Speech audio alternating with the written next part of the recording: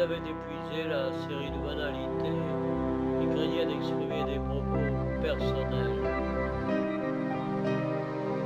En arrière, deux couples âgés, leurs parents respectifs, les suivaient, admirant d'un regard attendri le jeune couple qu'ils avaient fiancé. La jeune fille était d'une beauté rare et d'une élégance parfaite.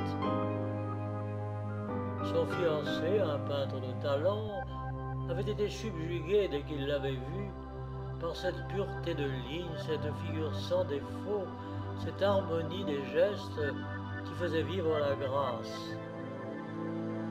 À présent, il réfléchissait, inquiet. Mais comme ça a été vite, enfin, je ne la connais pas. Je l'ai rencontrée dans une soirée, et aussitôt des importuns se sont intéressés à notre bonheur. On s'est dépêché de nous séparer en nous rapprochant trop rapidement. Des tiers s'empressaient d'annoncer officiellement notre amour, sans me laisser le temps de le lui déclarer.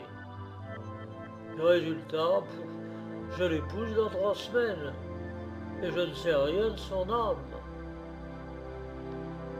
Il s'apercevait qu'il ignorait tout d'elle, sauf son visage. Mais ils s'encouragèrent la contemplant. Peut-on être sotte quand on sourit avec les lèvres de Mona Lisa? Mesquine avec le profil d'une vierge pérugine? Vulgaire lorsqu'on a le galbe d'une grande dame de l'Argilière? Cependant, il cherchait un indice qui lui révélât la mentalité de cette belle silencieuse. Elle semblait préoccupée. Un mince sillon se creusait entre ses sourcils. Soudain, elle s'immobilisa devant une boutique. C'était le magasin de Wertheim, le fameux marchand de tableaux. Un Degas y était exposé. Et la jeune fille paraissait hypnotisée en face de cette toile.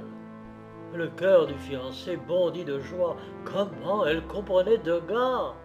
Mais alors elle avait une personnalité, un esprit original, des idées et des opinions.